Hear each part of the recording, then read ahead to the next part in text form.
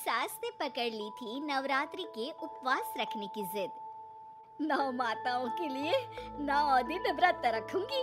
मैया की भक्ति में शक्ति है। मैया हमारे परिवार को अपना आशीर्वाद जरूर देंगी। लेकिन अपना शरीर तो देखिए माँ जी, आपका एक पाँव घर में रहता है और एक पाँव डॉक्टर के यहाँ। फिर से बीमार हो गई तो जय माता दी के साथ राम नाम सत्य भी। अरे राम राम राम कैसी बातें कर रही हो बहू। राम नाम सत्य हो मेरे दुश्मनों का।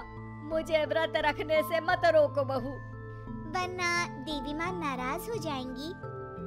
नहीं, तुम्हारी सासु माँ नाराज हो जाएंगी। अरे पर माँ भूखे क्यों रहना है? देवी माँ थोड़ी ना चाहती होंगी कि उनके भक्त भूखे रहें। और आपकी तो सारी मनोकामना पूरी हो चुकी है ना माँ।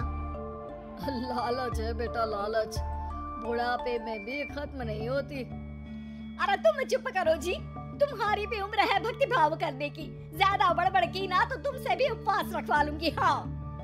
अरे रौद्र रूप क्यों धारण कर रही हो मेरी माँ, रख लो व्रत। ठीक है माँ, बस अपनी हेल्थ का ध्यान रखना। अरे उसकी चिंता तुम मत करो बेटा, मैंने टीवी पे देख लिया है कि व्रत में क्या क्या खाने से शरीर में कमजोरी नहीं होती। अच्छा ही है, वरना ऐसा ना हो कि 9 दिन के बाद तुम मैया के द्वार की जगह सीधा हरिद्वार। अरे तुम मुझे हरिद्वार क्यों भेजना चाहते हो? क्योंकि अब तुम्हें मायके तो भेजने से रहा। बाबूजी क्यों माँ को परेशान करते रहते हो? अच्छा माँ, ये बता दो कि आपको व्रत में खाने के लिए क्या क्या चाहिए होगा? सास के सामने सब हार जाते हैं। माँ के कहे सामान को बेटा लेकर आता है। नवरात्रि का पहला दिन है। नाश्ता कर लो, स्वस्थ रहो, मस्त रहो। मेरा व्रत से ध्यान भंग मत करो। अच्छा ठीक है ठीक है, भूख लगेगी तो मेरी तरफ मत देखना, आई बड़ी। तुम कोई खाना हो जो तुमको देखूंगी, आए बड़े। माँ जी ये लीजिए आपका फरियाली मिक्सचर, इससे व्रत नहीं टूटेगा। अरे इतना सा? दिन भर भूखी रहने वाली हूँ, थोड़ा तो और ला दे। पर ये सब तो सपोर्ट के लिए होता है ना माँ जी, पेट भर के थोड़ी ना खाना होता है। करवा चौथ का व्रत नहीं रख रही हूँ जो कुछ ना खाऊं पीऊं। हाँ यार, ये तो मैंने सोचा ही नहीं। तुम इतने सारे व्रत रखती हो तो मेरे लिए करवा चौथ का व्रत क्यों नहीं रखती? अरे जुबान पे तुम्हारा नाम न रखूं, व्रत क्या खाक रखूंगी तुम्हारे लिए। माँ के कहने पर बहू और भी फरियाली ले आती है, जिसे खाकर माँ डकार मारती है। इतनी जोर से डकारोगी तो दुर्गा मैया भी डर जाएंगी। तुमने तो उनके शेर से भी तेज आवाज निकाल दी।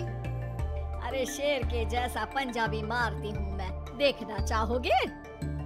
तुम्हें पता है ना, व्रत रखते समय हिंसा वाली बातों से, विचारों से और बुरी चीजों से दूर रहना चाहिए।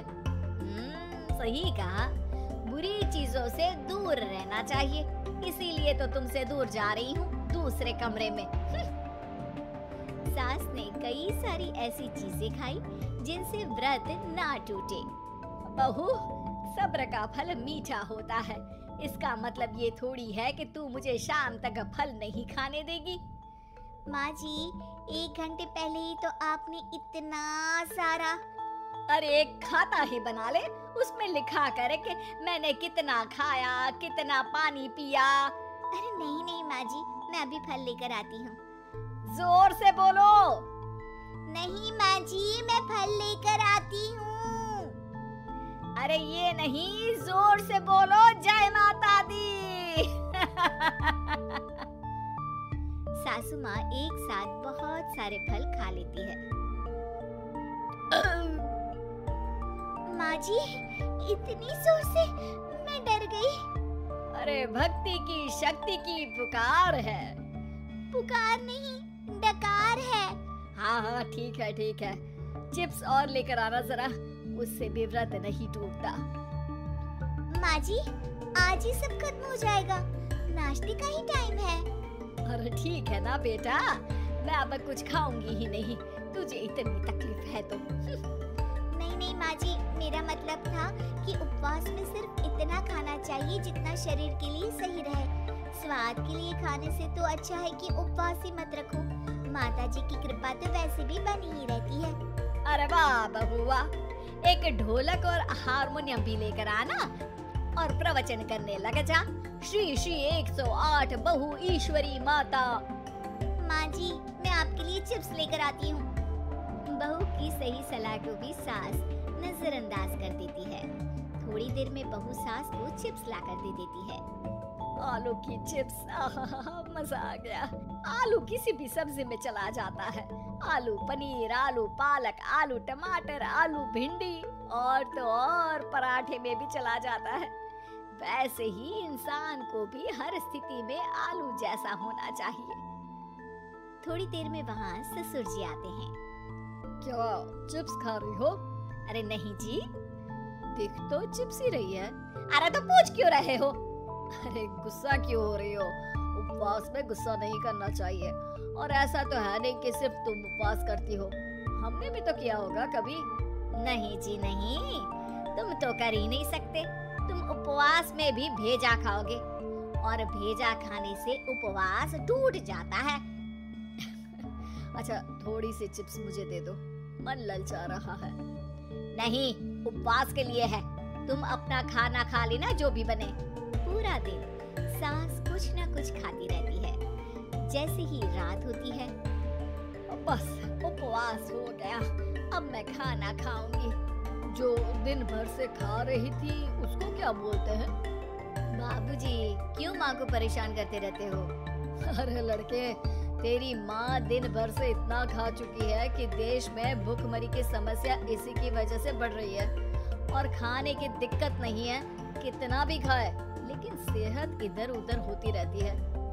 कुछ ऊपर नीचे हो गया तो तेरी माँ खाने के बाद हाथ धोएगी और तू अपनी माँ से हाथ धो बैठेगा। अरे इत्तू सा तो खाया था, उपवास भी ना तोड़ू क्या? ठीक है, नहीं खा रही बस। अरे बहू, तुम ही बताओ, ये इत्तू सा मतलब कितना खाया है इसने? ना जी ना, मैं कुछ नहीं बोलूंगी। खाना दे रहे हो या नहीं, या 9 दिन बिना जल के उपवास रख लूं? देने के लिए धमकी अच्छी है, सुनने में भी डरावनी लग रही है, पर जैसे तुम्हारी जुबान में स्वाद का खून लगा है ना, तुम भूखी नहीं रह पाओगी। मैं कसम खाती हूँ जी। अरे देखो, कसम भी खाओगी तुम।